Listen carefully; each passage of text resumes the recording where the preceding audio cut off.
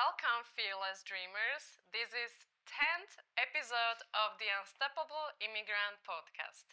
I am Martina, your pilot, and today we have very special guest, Natali Melani, and she is going to take us to a journey to Greece. Buckle up. This journey is full with laughter, lessons, and amazing energy. Cabin crew, prepare for takeoff.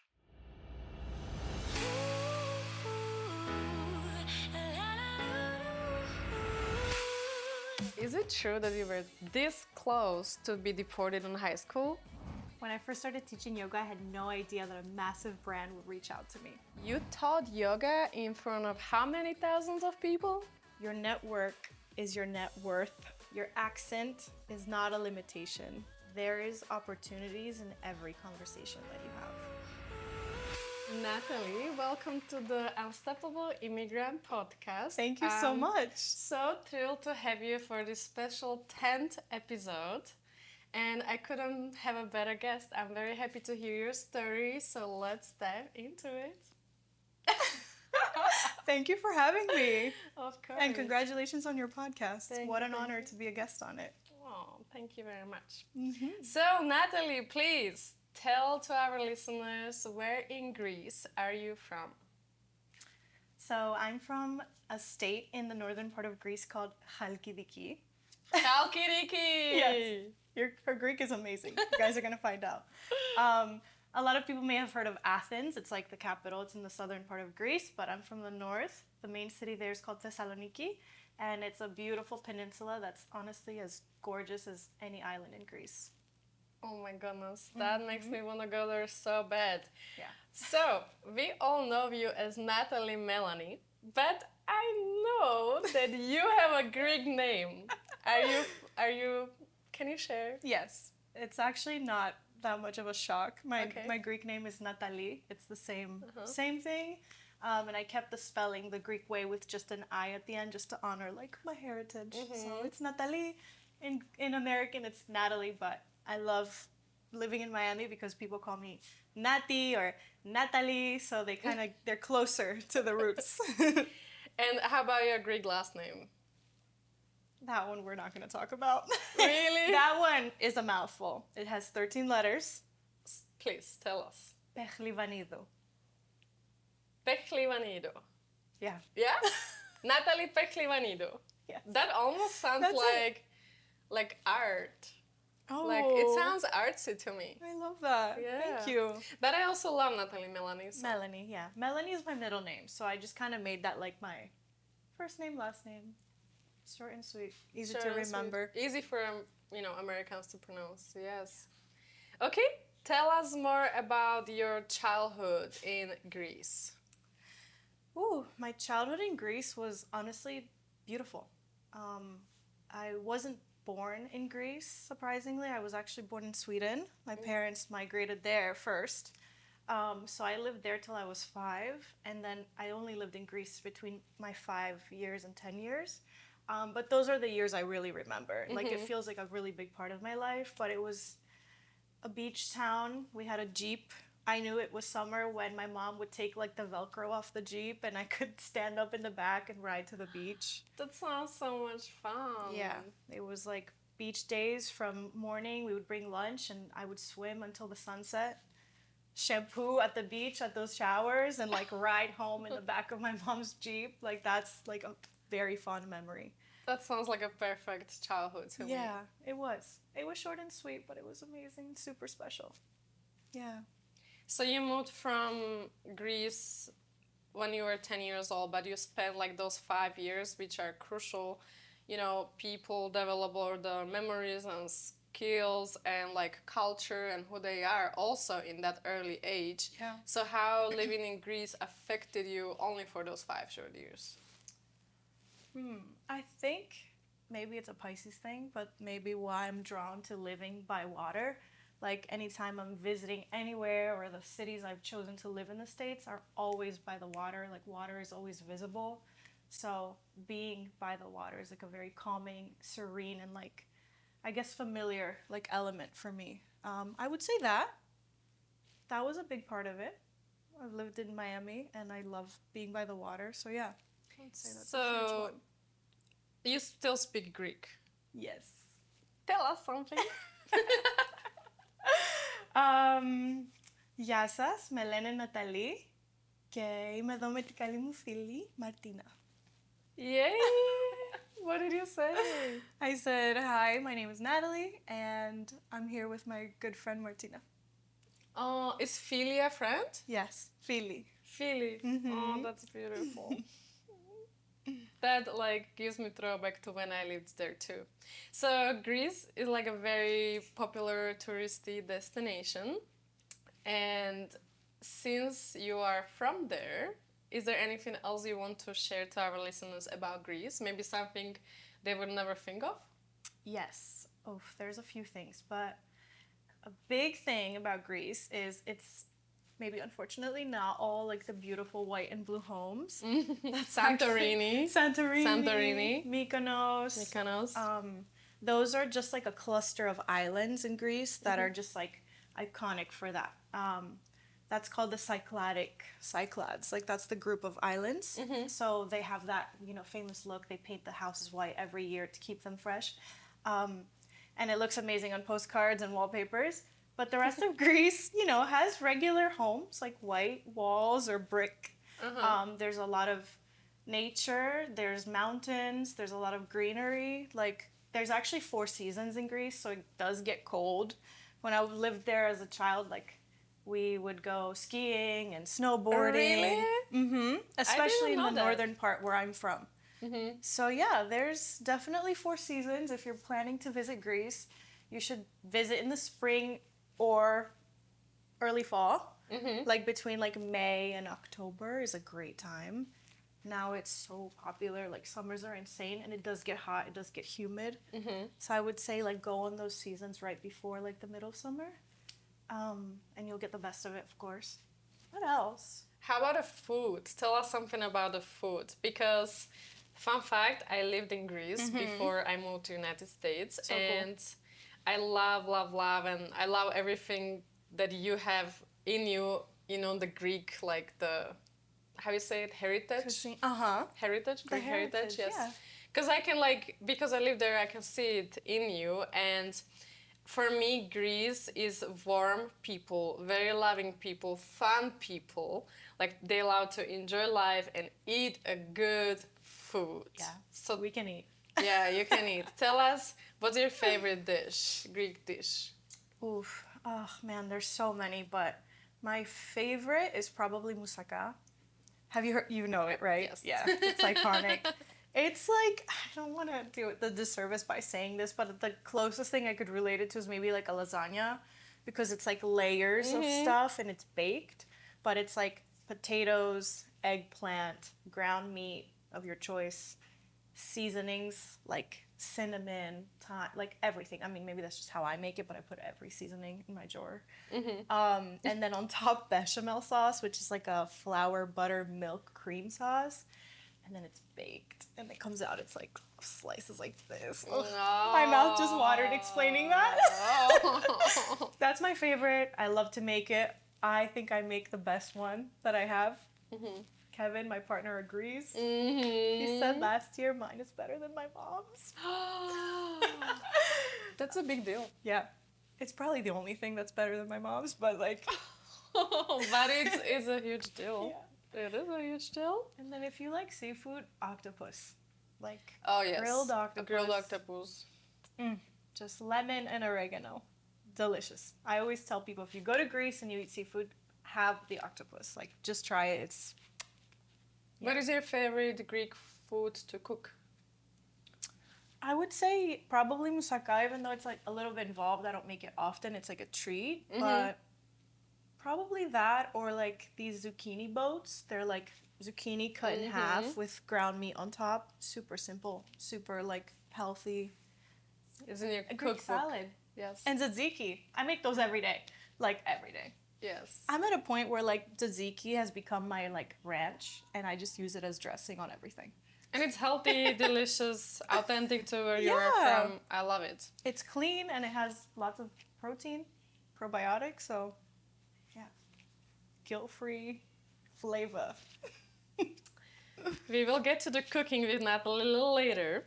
But what happened after you were 10 years old? Ooh, so after I was 10, or around the time that I was turning 10, my family decided to move to the States. That's the reason I'm here. It wasn't by choice, but I'm just so grateful that that was the choice my family took and that I got to come along. It was a little bit unfortunate because my parents split. So my father stayed back in Greece. I have two older sisters. They kind of took that role of like the father in the house, which is so badass, and they moved to the States first. And then a year later, I came with my mom. So they kind of like helped set us up, start, a foundation for us because I was, in fourth grade. Mm-hmm. So yeah, we moved here and it was an absolute culture shock, definitely. But it was, the best thing I think that's happened for my sisters and I as we've grown up and had our careers here and now like finding like our life partners. They're 15 years older than me, so they're like super set up in their lives. But yeah, it was like a hard time that I think brought a lot of beauty and like safety for me and my family. Yeah, so we moved to New Jersey. Yay. That was the first place we landed from Greece. Well, it was New York, but we lived in Jersey. And I was really sad that year, not because of moving as much, because I was in fifth grade in Greece and they held me back and they put me in fourth grade. And honestly, an observation I had at that time, like at 10 years old, was that the curriculum in school was like so behind. I was obviously, I didn't speak English. Like I knew, hi, how are you? My name's Natalie. I knew the alphabet. Yeah. So how did you learn English? I learned from just going to school. Mm-hmm. Did they place you in any special class for non-English speakers? Or how does that work? I'm not sure, like I think every school is different, but I feel like I was really lucky in that sense. They assigned me to like a buddy, and this girl in my class had like note cards prepared, and they would be like Greek in one side, English in the other, and it would be like, we're going to lunch now, or like, now we're gonna do math homework, or whatever it was. That's so cute and fun to learn. So sweet. And she ended up becoming my best friend. We're still friends to this day. She's still in Jersey, so we don't see each other all the time, but she helped me a lot. I moved in January of being back in fourth grade, which I was like, I learned this stuff 3 years ago. Yes. Especially when it came to like math and stuff like that. Mm-hmm. And by that summer, I was fluent in English. Like it was probably 6 months. Like wow, the 10-year-old brain. Congratulations. Yeah, that's great. It's like, yeah. Yeah. Wow. And, I mean, I might have an accent to some people still. Like, of course, I still speak Greek. But my sisters who were like mid-20s still have a thick accent. And whoa. Like I sound so different from them because I was just so much younger. Yeah. I'm so proud of you. Thank you. Yeah, It's really cool. How did you adapt being a 10-year-old? How did I adapt? Yeah. Oof, I don't know. I guess I was really shy, but I would just go up to kids and ask them to play. Oh, I can imagine you, little Natali. Just a little kid having FOMO. Like we lived in a neighborhood where you see kids riding their bikes and stuff. So my mom would be like, go, and play. like I would just say it, and I play with you and whatever I knew. Oh, that's adorable. Yeah, but when you're a kid, like language isn't a barrier. Yeah, really. you don't overthink it much at all, actually. Yeah. Okay, and then how was your experience moving forward to high school? Because you were a little bit more adapted, more fluent with English, probably had more friends. So how was your experience being a cool high school kid? We moved from Jersey to Delaware. It wasn't a huge change. It was like a state south between my junior and senior year of high school. And I, again, at that time, was a teenager, so I thought the world was ending because I was leaving all my friends behind. Oh, that's the worst thing, though. Specifically when you just created all your friendships and now, again, a new chapter. Yeah. But, it was actually amazing. Like, Tell us more. I loved it. We moved to an actual coastal town. In Jersey, we lived closer to Philly, so it was very residential. And then in Delaware, we lived in a beach town, which a lot of people don't even know of Delaware. What but is it? It's a really small state. Takes 2 hours to drive through it. It's on the coast. It's literally like New York, New Jersey, Delaware. It's like that tri-state area. And like people would go to the beach, they would surf. So I was like, wait, this is actually not that bad. You're like, back I'm a to your beach girl. element. Yeah. Yeah. So I Near by loved the it. water. I made friends pretty easily. I think by that point I was like more confident because I spoke the language, but the little teenager part of me was angry for moving at that time. And why did you guys move from Philly to Delaware? This is where it gets kind of real. So I'm going to be honest here. It wasn't like just for fun or for work or whatever. It was... You ready for this? If it's gonna make me cry, No, it's not gonna I'm make not you cry. gonna be able to stop. Oh, I love you. Yeah, that's how I work. That's why I never try to cry, because then I cry a lot. But say it. It's just real. Okay. It's like, part of my immigrant journey or my story. We moved here. I was 10 years old with my mom, and we didn't have our papers. So then that whole time, like, we were trying the process of getting our immigration. I didn't know anything about it or wasn't helping at all because I was a child. And my mom was basically in the process of getting her papers, and I would be naturalized under her because I was under 18. And when she was like super close to the end, the lawyer that she was working with basically got caught for practicing with an expired license. Yeah. Really? Yes. So his whole career ended basically, and unfortunately, we were one of his cases. So it affected your mom's case? It affected my mom's case. That makes me mad. It affected my case. I was like 16, 17 around that time. Like, I couldn't drive. I couldn't get my license because I didn't have papers yet. So, yeah, and actually it wasn't so bad. It wasn't to the point where she was going to get deported, even though she was this close. Unfortunately, it was a family thing. My grandfather passed in Greece, and then the only other family my mom had left was her mom, and she was really sick. Like, she was super close to passing. So my mom made a choice to go be with her and take care of her in Greece. And at that point, since I was held back, I turned 18 on my senior year of high school, and I was just getting ready to go to college. I was at that turning point, and I had my sisters as support. So my mom had to make a really tough decision and leave and go to Greece. She couldn't come back, correct? And she couldn't come back, yeah. Because she chose to leave, she basically went through a process what's it called? Deportation, where she couldn't re-enter the country for 10 years. And that's why we moved to Delaware, because I moved to live with my older sister and her husband. Yeah. I know. But it's super sad, but it's also I was still privileged, I still had an older sister who had a career and an amazing husband who always treated me like his daughter. Aww. He would never let me leave the house without saying, he would be like, men are, and I had to say pigs, which it's not true. They're not all pigs. But he loved me, But yeah, I was lucky that I could stay, and I had support. I had my sister, and I had another one in New York.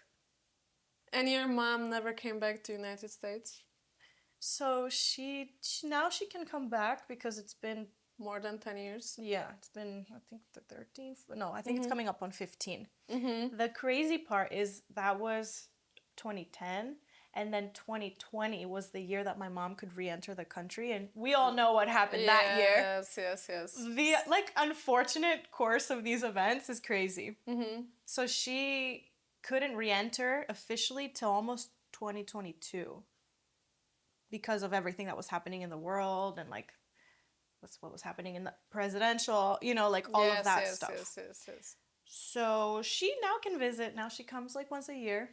Oh my god, so it has the happy ending. Yeah, there's a happy ending. I grew up, I'm fine. Oh my god. So, was it hard for you when your mom, your only your only parental figure, thank you, when she was forced to leave, or not forced to leave, but decided to leave? Was it hard for you? Even though you had your sisters, but still she's your mom. Yeah.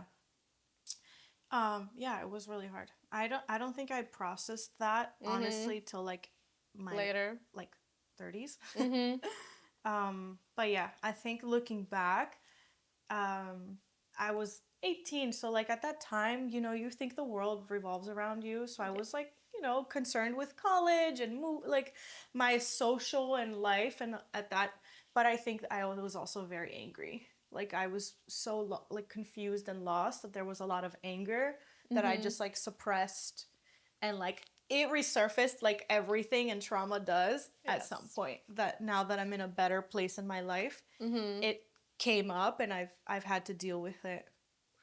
Well, I'm very, very, very proud of you for dealing with everything and making it work for yourself and still turning to be a successful person. So, very proud of you. They say turn your pain into power or something like that. Yes. So, you did that. I think I did that. Yeah. Okay, and then what happened after Delaware? Delaware was my high school era. What did you study? In college? So I went to college for only a couple of years, and I studied psychology. Did you work already? Like, how did you like make it work for yourself to be on your own? You lived with your sister. Yeah, like when my mom left. Yeah, so I stayed with my sister in Delaware. I finished my high school year, and then I moved to New York City. Oh, yeah. Okay. At the age of 18? Yeah, I think I was like 19 at that point or something like that. I was very late with my high school and all of that. But I moved to New York and I put myself through college. Just a couple of years. I'd studied psychology, which was the basic couple of like years, and then when it started to get more serious, I was like, no, I want to change and study radiology. I was like, I need to do something more serious and like legit. Until I realized that was just like so not aligned with me. Not looking back now, I know why I chose psychology, because I love the mind and people, you know. And I know why I chose radiology, because of what I do now. I love the study of the body and the anatomy. So it made sense, but like those actual paths were not for me. Not and at I all. thankfully realized it quickly. And I was like, you know what? I'm just going to be a college dropout. And that's okay. In the best way. And that's you know? okay. Like, I think living in this country, that was like a powerful thing to make that choice and be like, I can figure out my career and create it myself. Absolutely. Because that's like, that isn't for me, and like that isn't my only option. And after New York, how did you end up in Miami?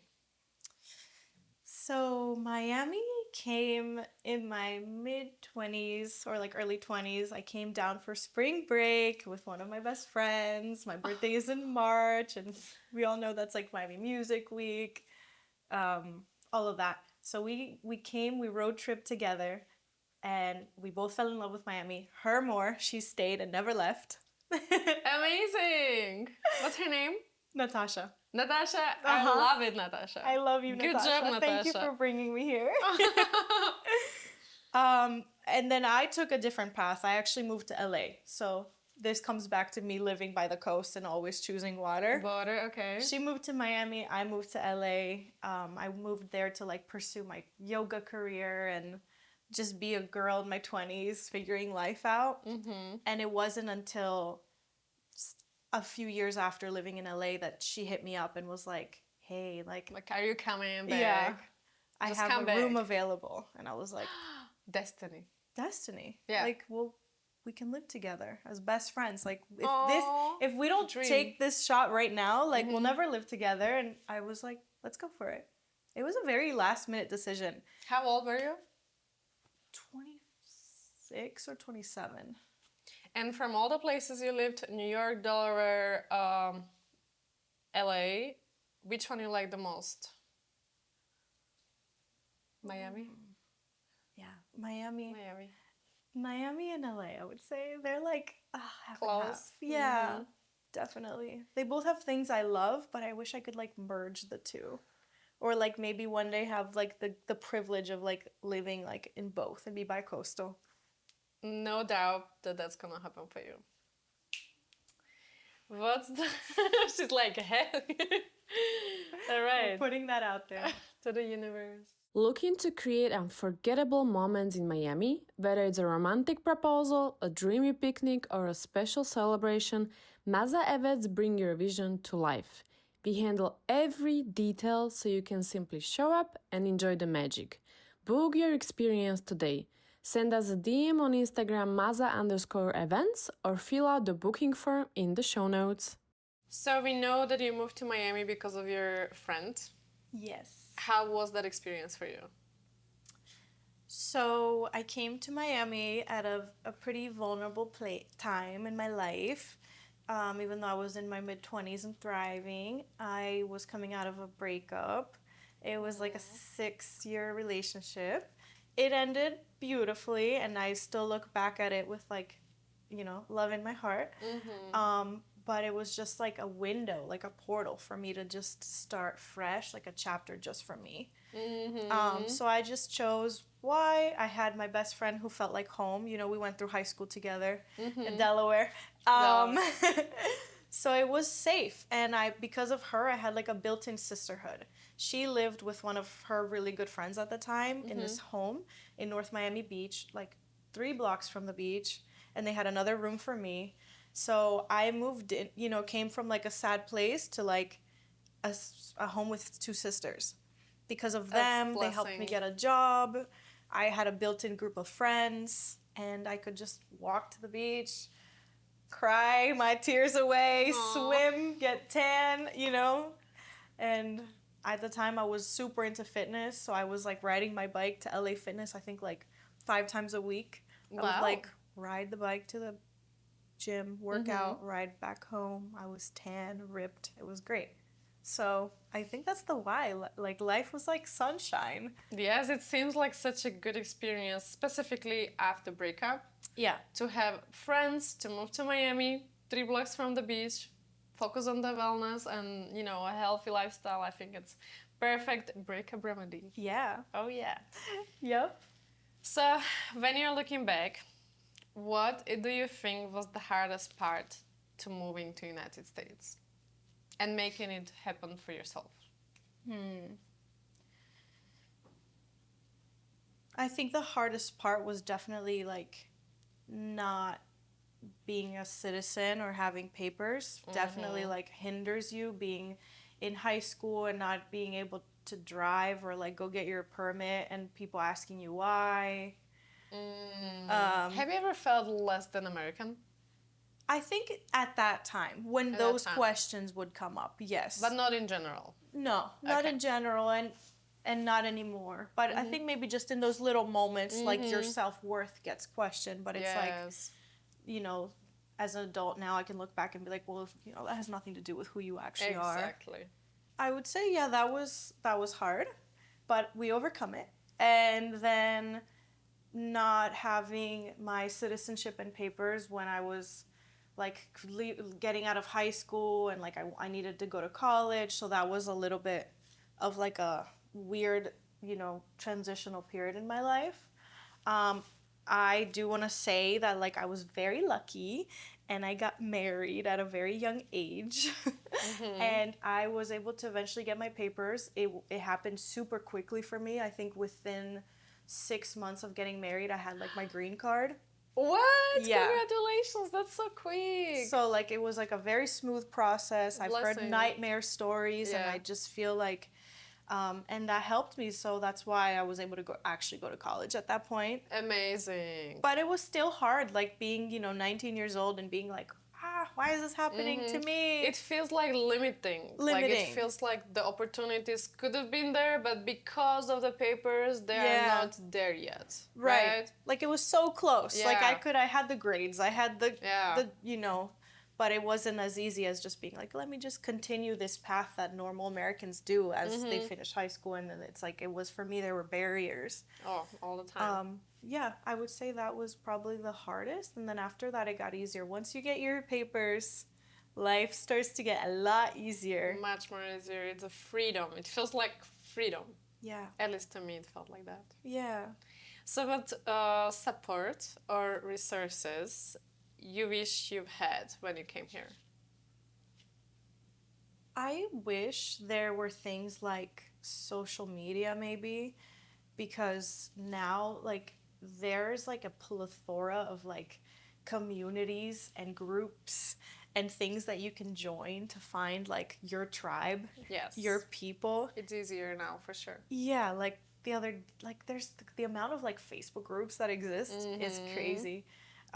So I wish my mom could have had something like that at the time, so she could find community, Yes. find people to connect with, maybe find Greeks in Delaware or Jersey. You didn't have any Greek friends there?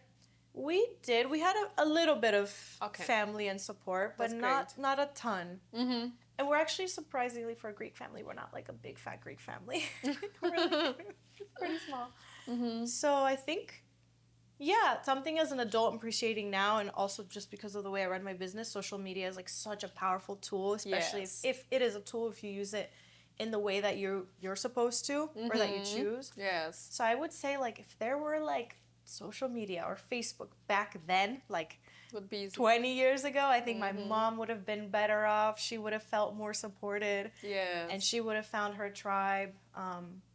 But for anyone going through maybe something similar now, you have these resources. Like, you Yes. have the internet.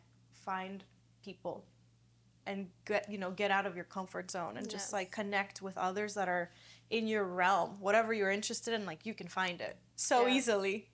There's so many networking groups and Facebook groups, and just as one of the guests, Aya, said, just identify your interest and just find your tribe based on what you like. That's the easiest, I would say. Yeah. So, how did visa limitations impacted your education in United States? My visa limitation was so close because of like my college. I was about to go to college, so it almost messed me up. I was this close to having to leave with my mom, so it almost messed with my career, like college trajectory. But I was just so lucky, like divine timing. It Absolutely. didn't. I got my papers, so I was able to go to college. Even though I chose at some point that wasn't my path, it didn't mess me up, but it was super close. And it was definitely a really scary and confusing time being like 18, 19 years old and being like, how? I also want to give a huge shout out to your mom, because she did a huge sacrifice Yeah. for you and your sisters to make it work in the United States, even though there were obstacles. But still, it's a huge leap of faith that she's done that and Yeah. did this for you. And I just, it's beautiful. So thank you, Yeah, Mom. thank you, Mom. Eucharisto. Evcharisto. Eucharisto, Mom. So sweet. And just like so many people and women do actually for their families. For their families. It's beautiful. They sacrifice so much. And I'm super, like, there's not a day that I'm not grateful or take it for granted. Beautiful. Yeah. So, English. Let's talk about English. So, English is not your first language, but you're a great English speaker because of how you learn English. So, do you still have any word that gives you a hard time to pronounce? I think the word entrepreneur was hard for me until very recently. Yes, for me You too. too? For me too. I was like, it's so long and the R, and it's just like so complicated. So how did you learn that? Like to pronounce it? I The think Google just- Translator? Yeah, like repetition. Yes. It's funny because in Greek, like, it's such a complicated language and grammar is so confusing in Greek. But within the same vein, I think Greek is like super technical, and at least it makes sense. Maybe because it's my first language, it makes sense. But English, so many words are not spelled the way they sound. Yes. There's like no rules. Yeah, it's written different than it's pronounced. Yes. And that's why my mom can never learn this language. She's like, Same. It's freaking me out that like you write it differently and pronounce it differently. Who can do that? Yeah. She's like, that's so hard. Oh my god, it is. Have you heard of this thing like which witch is which? Yes, yes, yes, yes. Yeah. Or like what? your, you know? Yes, you are. uh-huh. Oh my god. Even Americans get that wrong. Yes, a lot. A lot. No offense. No offense, yeah. So, I do have a little tongue twister for you. All right. Of course I do. So, please, I'm going to show it to you. It's a little funny sentence. And if you could repeat it 3 times, and each time faster if you could. Oof. Are you ready, my dear? I think so. Philia? Oh, yes. Here you go. Okay. If a dog choose shoes, whose shoes does he choose? If a dog choose shoes, whose shoes does he choose? You sound like a rapper. Oh.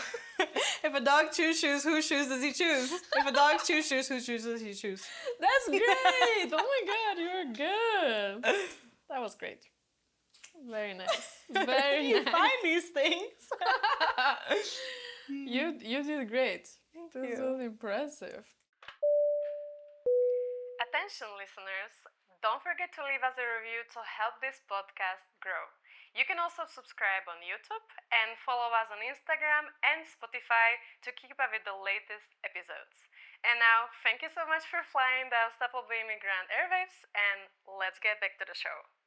So, what's one word that sums up your immigration journey? My immigration journey would be summed up in the word resilience. Resilience. Yes. That's beautiful. Resilience. Why? Because I think once you figure out who you are and like what your values are and what path you want to take in life, your love and desire for that is stronger than the challenges Yes. and the obstacles, that you're just like, yeah, I'll trip 100 times, but like I will do it. You know, I will find a way. And I've been resilient with these obstacles in life to like create my reality now. Very proud of you. Thank you. How has being an immigrant shaped you? How has being an immigrant shaped me?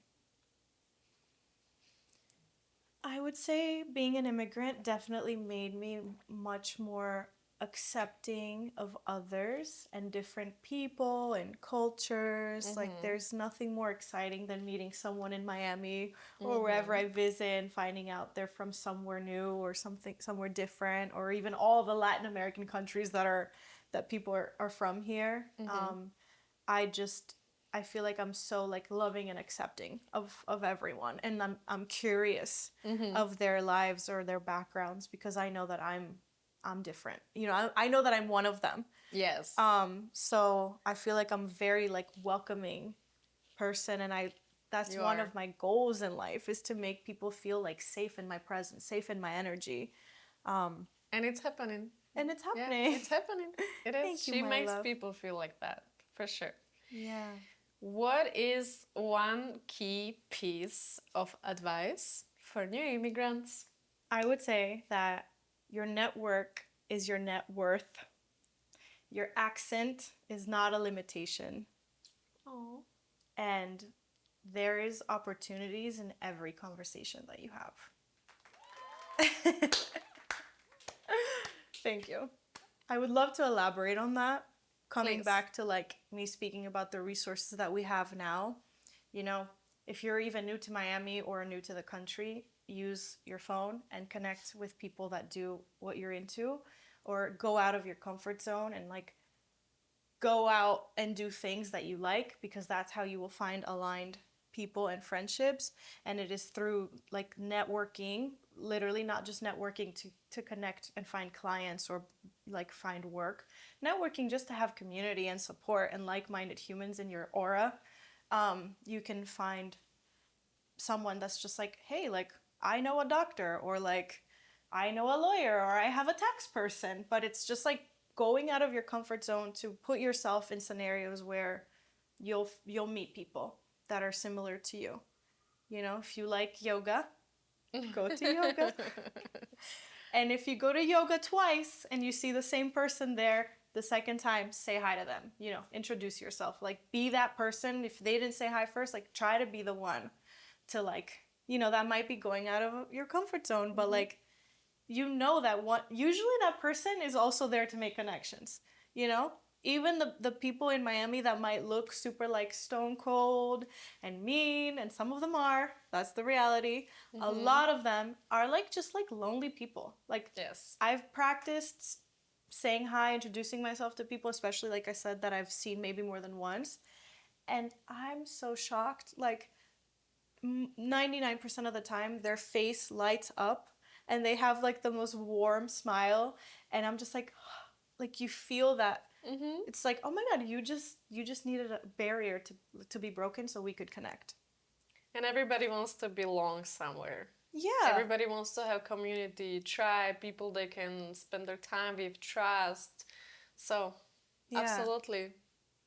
Go Do the out small there. talk. Yeah. Do the small talk. Small talk. But intentional. Be intentional. Do it in the right places that like you actually like to be around, you know, to spend your time and hang out.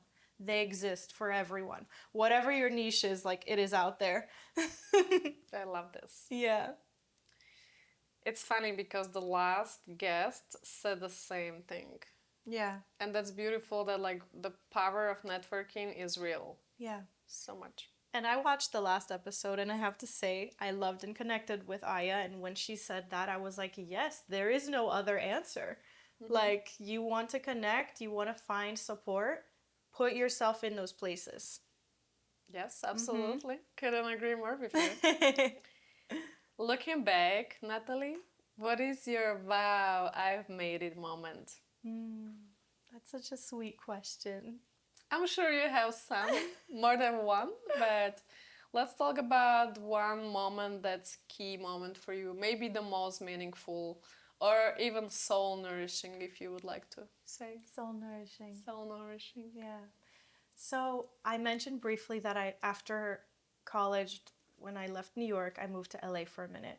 I moved there with the hopes of pursuing like my yoga career, but I actually didn't. I stayed there for about 3 years and I was practicing yoga. I was certified in yoga.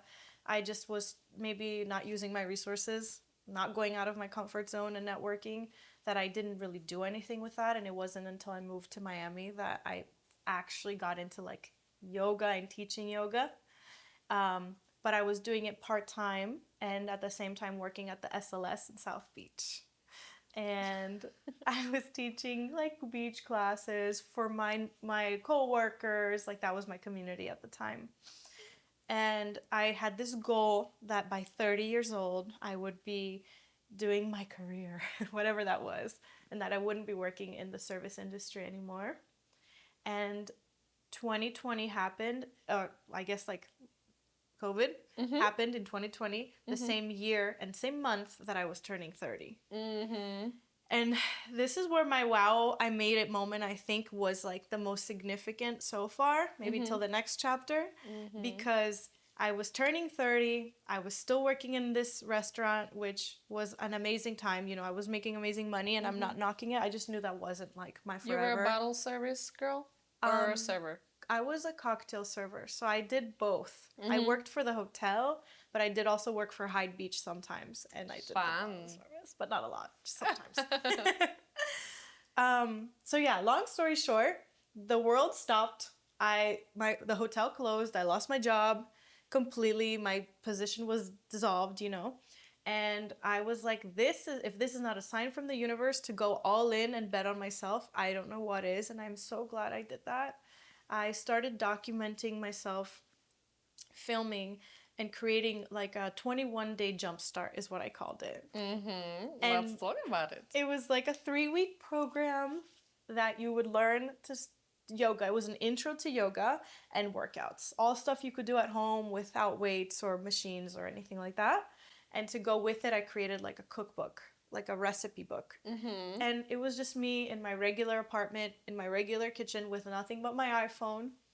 And I would just take photos of the recipes, take pictures, and then I was posting about it on my stories, like, today I'm doing this, la la la. And, you know, the 20 people that were interested were watching it. the wow moment came when 4 months after I started doing it, because I kind of documented the process, I launched it. So I just sold it through my stories. Literally on my story, I put a link to whatever program I was using, and the amount of support I received was like shocking. That's amazing. Is it still available? Yes, Where? but no. Where? No, what? No, it's technically not available anymore. Okay. I put it on hold because I want to like revamp it. Mm-hmm. But We my are ready goal for is it. to bring it back. Yes, definitely. please. All the cooking that you were talking about earlier, about your Greek food and your favorite Greek food and tzatziki, I guess it's in the book, right? It's in the book. We need it It's back. in that book. We need it back. It's coming back. It just will be a new and improved version. Yes. Okay. Moving on to something different. Okay. Your motto is feel the fear and do it anyway. So, do you want to tell us more why is this your motto? Yes. So, for me, when it comes to feeling the fear and doing it anyway, as you've heard my story, you've known that I've been in fearful places and had to overcome them. But mainly, I embodied this motto. See? Motto? How do you say it? Motto. Motto? Now you got me messed up. Motto. Motto. See, it doesn't sound like it's spelled. It would definitely be when I started teaching yoga full time. Like, public speaking and using my voice was like the scariest thing on earth. And as an immigrant and learning English as my second language, like the days I had to read or do public speaking at school were the days I stayed home. So when I started like using my voice and practicing that and putting myself in front of groups and crowds that started from a few people in my beach yoga class to I've taught yoga classes now with like 2,000 people there. Woo! Oh, crazy. That there's always fear. Like that fear is right there. Always. So how do you overcome this fear? I do it anyway. I do it anyway. I do it anyway with my legs shaking and everything, with my voice shaking. Like, you just have to do it. And because of the practice and the tools that I have being in the yoga world, I've learned to just self-soothe. So when I'm up there teaching and I'm nervous or scared or I'm like, the crowd isn't vibing or maybe this is the wrong crowd for this music or whatever, I just, practice my yoga internally while I'm teaching. And I've talked myself out of panic and anxiety attacks multiple times while teaching in front of a crowd. It's so scary. I am so proud of you. It's so I don't know how scary. you do this, but it's Thank you. like admirable. Yeah. So, tapping into this, tell us about your mindset because your journey is beautiful. The strength is visible and we can feel it, we can hear it. Tell us, what is your mindset like? I try to be very authentic with my mindset and the way that I live. So if I'm having a hard day or I'm struggling emotionally, I try to be vulnerable. I think my mindset is like vulnerability creates connection. So I've been that way with my people, my internet people, my in-person community, my friendships. Yes. And that always makes me feel more connected. So being vulnerable creates connection, and like that empowers me to just be authentic, to just be me. Yes. Because I don't wake up done up like this every day. There's days where I'm in my couch and I don't want to even go walk my dog, and I'll just let myself embody that and feel it because it's normal. Mm-hmm. And I don't suppress it. I don't hide it or fear it anymore because it makes me You're just real. being yourself. Yeah, and it makes me me. And like there's people that feel that way too and they'll connect with it. So my mindset is, just be real, be who you are. I have an online presence and it is very yoga oriented and wellness oriented, and I have a beautiful relationship that you see online. But when things aren't going well, like I won't like cry in front of my camera to my audience, but I might let people know like, hey, I'm struggling a little bit. Does anyone want to like go to practice yoga with me. Like I could really use a coffee date. So I definitely love that about your content, because sometimes I feel like that too, and that like resonates what you're going through, and like I feel more connected. So yes, that's definitely something that for me that represents you. You represent that. yeah. So yeah, it's beautiful. Thanks, babe. I hope that inspires you because I know you feel that way. We all do. Yes. It's just when we are talking about it, for example, I'm coming from country that was so affected from the history through everything that has been going on there. So for us growing up, vulnerability was not a thing.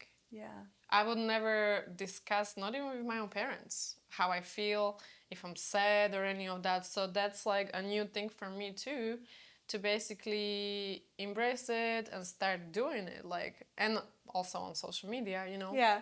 Like before, I would never do that. I would just be like, everything's perfect, everything's great, I'm doing my thing, and like I would never share my struggles. Right. But I've learned that for last 3, 4, 5 years to do that more. And every time I see you doing that, I'm like, oh my god, like yes, that's how people connect. So it's beautiful. And how do you define success? For me, success and like liberation like go hand in hand. Yes. So I feel like very successful because I feel free in my relationship. You know, I have a partner that accepts me for who I am, and when I can just be my nerdy or sad self, I feel free because I'm myself. You know, I've defined that success in my friendships and with my business, being an immigrant and having the, I guess, the opportunity to create my own career and now be a yoga wellness entrepreneur, and not have to take a traditional path that just like didn't align with me. It feels like success. Like it's like It is huge success. I I'm just very made proud a of you. choice, and I Yes. was able to do it. And like, yes, it's hard. Yes, it's the hardest thing I've ever chosen. You know, I had to teach myself discipline, but there's freedom in it because I get to make my own schedule. If I want to take time off and travel, I can do that, and it just means like I will have to turn up my discipline and work harder at a different time or in different like segments of time, you know, where like I'll work really hard for a month and then I know I can chill. So like that, to me, that's success. That's That is a the huge freedom success, yes. that I've been able to create. Okay, Natalie, you are a wellness entrepreneur, yoga teacher, community builder, and a Lululemon ambassador. Woohoo! How can you do it all? Please tell us. Oh man, I do it all with love and Aw. intention. Yeah, it's easy when you do what you love and it's aligned with your values, you know? I do it because I want to make people feel good. I want to help create a platform for people to explore their inner worlds, their mental health, because that's super important to me. And like creating atmosphere and space for others to explore that for themselves. You know, it's like I'm not teaching them, I'm creating space for them to do that. Is super aligned, so it doesn't feel like work. So when I do it, it just happens with pleasure and love and intention. Yeah. That's beautiful. What is the name of your yoga community? So my yoga community is called Yoga Plus. My partner Kevin came up with that name when we started dating, and I was still teaching yoga then. I was Natali Melani Yoga, and he was like, "You need a better name, and you need better branding." He taught me all about that, and it just makes sense that now it's called Yoga Plus because it's really not just about yoga. You know, I teach mentorships as well. Now I'm very passionate about creating a platform for new teachers and especially yoga entrepreneurs to like explore the business of yoga or the business of wellness, tools that they don't learn coming out of teacher trainings or Pilates trainings. And we also do retreats. I travel the world. One of my big dreams and goals was to like travel for work. So I've been able to combine it. So that's part of the plus. And community, the people that are like drawn and part of it are also like the plus. They put the plus in Yoga Plus. It's like them cheering me on, cheering each other on, like-minded people that when new people come into a class or an event, like they're the ones that are like, hey, who are you? How are you? Welcome. Like that's why it's called Yoga Plus. Yeah. Where can listeners find you? Instagram would be the best. My personal, Natali_Melani. And then Yoga Plus, my community, it lives in my bio, Yoga Plus, PLUS Miami. That's and how the best often do way. you teach classes in Yoga Plus? So I teach personally 2 classes a week. Right now, Mondays and Wednesday nights at 7 p.m. My schedule changes throughout the year because I like to switch it up. Or I take time off when I'm traveling. But I have a nomadic type of business where I'll rent a studio or a space for a certain amount of time or months, and I teach my classes. And also my mentees teach their classes there, and they have the opportunity to build their own communities. And then once in a while we move around. So we were in Little River last year. We're in Wynwood right now. We're actually getting ready to go back to Little River, but somewhere new. Ooh. So keep up on social media. That's the best way to connect, find where we are. We move around. We shapeshift. What is, tell us more about your retreats. Retreats are for everyone, depending on the retreat, because I like to do a few, 3 to 4 every year. They're definitely all for all levels if you're interested or hesitant because of the yoga element. Think of it as a very organized, very thought out vacation that you just sign up for and you show up and everything is taken care of for you. So if you're into wellness and you want to wake up, there's an hour of yoga or some sort of intentional movement in the mornings. And then depending on where we are, we embrace that culture. So I like to pay forward to the land that we're visiting, whether it's Greece, trying the wine, going on a sailboat day, going on a hike, whether we're in Mexico in a very Mayan part of the country, like exploring that culture, maybe volunteering, going on hike and honoring the grounds that those soldiers were from. When is the next one? The next one is in September. We'll Ooh be la la. going back to Greece, of course. That's probably one of my biggest career milestones. Maybe a aha moment, or what did you call it? Wow, I made it. Wow, I've made it. I made it. Yay. I get to bring people back to my home country, and it's like, for a lot of people, it's like a bucket list to go to Santorini. So Yes. we go to Santorini every year in September. There's a lot of couples that go, a lot of singles that go, a lot of besties. People come with their family. People do solo. It is the retreat for anyone to take, whether you're coming alone, with a friend, a partner. It's just that is it. You should try it. I'm so proud of you for doing that. It sounds like a dream. Thank you. Yes. And it really is. Was it hard to start your own business? Yes, of course. Yes and no.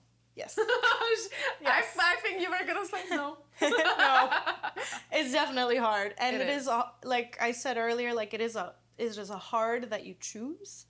Yes. Because you have to be very self-disciplined and give yourself a lot of grace for navigating new ways of showing up in the world that maybe you don't have the background in. Like I have no marketing experience or business experience. I'm just a girl that liked to teach yoga on the beach, and then I had to learn how to make a logo and make a flyer and now a website. So all those things are hard and they're constantly learning new lessons. And then I found my partner and he was like, yeah, you have all those things, but we gotta make them better. So now it's navigating staying relevant with your business too and evolving with the times. There's always a hard. But as long as it's feels like your heart's calling, you choose that heart. And I read a quote recently, and I'm gonna butcher it, so I'm not gonna try to recreate it. But it was basically you don't have to be, your career doesn't have to be your passion to be living a full life.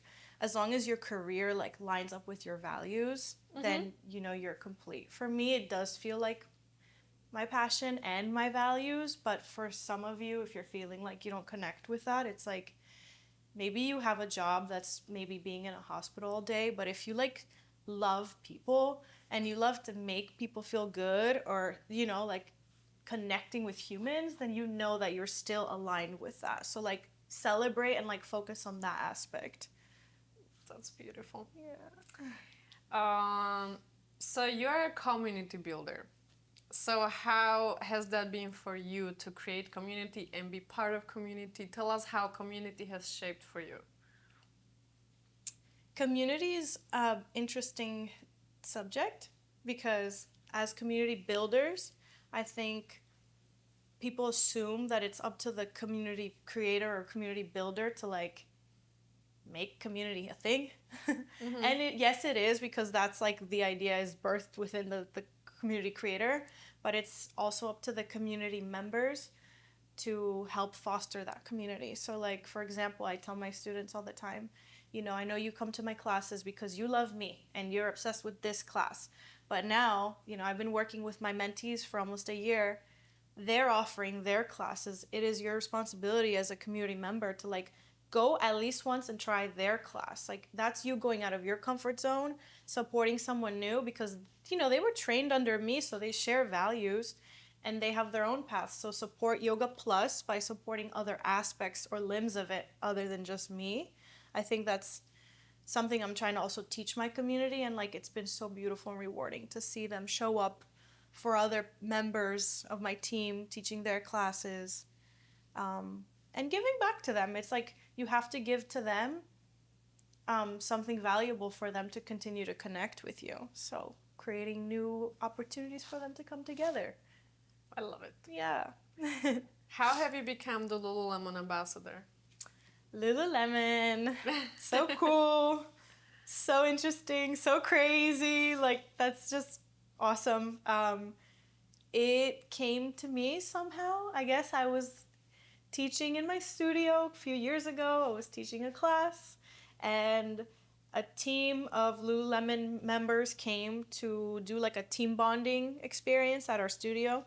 Mm-hmm. And they took my class as a group, and I think they just connected with me. Mm-hmm. And ever since, they've been supporting me. They would come and take my classes here and there. And then, also myself getting involved in the local community events that Lululemon puts on. Mm-hmm. And being curious and interested. Lululemon does a lot of wellness in Miami, whether it's like running or yoga or boot camps. So I'm not interested in all of those modalities, but I picked the ones I like, and I showed up and made the right connections. And one day they just called me up and they were like, they proposed. And I was like, yeah. Oh my gosh. But yeah, it just feels really nice to have a brand that shares similar values, because they're all about like inclusivity. Discover me and be like, hey, we want you to help represent us because we share values. So I'm gonna brag for her. Her giant picture is in one of the Lululemon stores. I'm gonna brag for you. And it's beautiful, and I'm very proud of you. And thank you. Yeah. Just so much inspiration. Thank you, my love. Yeah. You had like the yoga skills, and you were the girl who's teaching yoga on the beach, but then everything changed when your partner showed up in your life and he helped you to rebrand. Mm-hmm. So please tell us more. Oh. Yeah, I happened to be teaching a class that was not my own. It was like a special event, and he walked into my life and hasn't stopped coming to my classes since. He's been my number one support. He turned into a yogi because of me, and luckily for me, he's in that world, and he does like all sorts of production. He's a creative. He has a background in like architecture, but I think he used all of those skills to like create his company Vaco, and he does branding, production, photography, videos. So he's just been like the best partner. He's my plus one in all of my events and my retreats. He does my photos, my videos. He's helped me, rebrand and refresh my brand. And he's always coming up with amazing ideas to market myself. Being a couple now, like it's definitely has its rough patches, and we've had to have some conversations about boundaries, like not bringing work into the home or on our dates. But it's been the biggest blessing, and it just feels like the biggest alignment to find a partner like that, and I wish that for everyone. Yay. Thank you, Kevin, for helping my beautiful Philia to help her with her branding. I love you both together. You guys are a perfect match, beautiful power couple. So Thank you. okay, we have one bonus question that is from our producer Ben, because he's American who is curious about immigrants. Okay, Ben, tell us. So his question for you is, who is the angel of your immigration journey? Oh.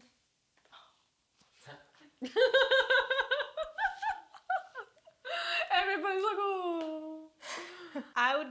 I would say that angel is my mom and my two sisters. I got three angels.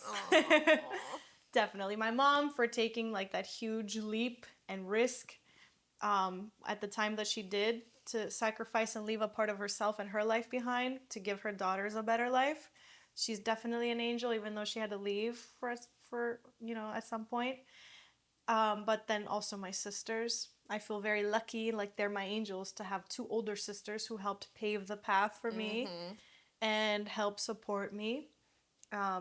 Even though a lot of it I had to go through on my own, they've always been there, and they've been amazing role models, and I'm so blessed. It is because of my oldest sister that I teach yoga. She dragged me to yoga when I was in high school, and I didn't come to it till almost 15 years later, but it is because of her that I'm walking my own path, like doing what I love. So those are my angels. Thank you. That's beautiful. Hello, this is your bright future calling you. What can I do for you? Hello, my bright, beautiful future. I would love to request that you bring love, happiness, safety, and health to everyone in my life, all of my friends, all of my community. And I look forward to marrying the love of my life, hopefully next year. A lot of success with my community and what I'm building with Yoga Plus. Untamed, my women's community and retreats that I do with my best friend. And above all, just make sure we're all safe and healthy. That's all that really matters at the end of the day. Thank you. Your wish is my command. Now we just have a one-word answer questions. All right. So just be on it, like bam, bam, bam. Ooh, okay. Woohoo! Ready? Yeah. What's the first thing you think of when someone says America? Expansion. Okay. I love that. What's the weirdest food you've tried here? I don't even want to say it out loud. Just say it. Turducken. What is I that? Does that exist? What is that? Yeah. What is it? Americans. I am an American now, but why? What is Okay, it? ready? What is Some of you might know, but it is a chicken inside of a duck, inside of a turkey. it? No. That exists? Yeah, it exists. That is an American food. And what is it called again? Turducken. Turducken? Who came up with this dish? Yeah, I've tried that. It's really weird. I need to Google who came up with this. Okay. I guess I learn something new every day. And how do I picture chicken, duck, and what's the next? Turkey. Some of them have like stuffing in between too. You know how like a Thanksgiving turkey has the stuffing? Mm-hmm. It has stuffing in the layer. It's just like, Jesus. Like, I don't know. okay, the last question. Yeah, it's so savage. Yeah, it's. I can't. Okay. Which American celebrity would you wanna be for a day? I would say Jennifer Aniston. I love her. I love her too. Love her. And she's Greek. She is, that's right. And she has perfect hair. She has perfect hair. Yeah. And personality. Yeah. And she's body. beautiful. And yeah, everything about her is And perfect. career. Yes. I love that. Oh my god. Okay, I would love to keep talking to you, my dear Philia. Philimu. Thank you. But we need to wrap up this beautiful celebratory 10th episode. Wow. So thank you very Congratulations. much. Evharisto. Ευχαριστώ πολύ. Thank you very much for being part of this. I loved your episode. Thank you for sharing everything, being vulnerable and inspirational. I hope the listeners will connect with you, and I'm sure they will. So thank you again for being here. Thank you so much. Yay! Yes! Thank you so much for flying with Unstoppable Immigrant Airwaves. We hope this podcast brought you joy, motivation, inspiration, and connection. Feel free to share this episode with someone who really needs to hear it. And until next time, stay unstoppable.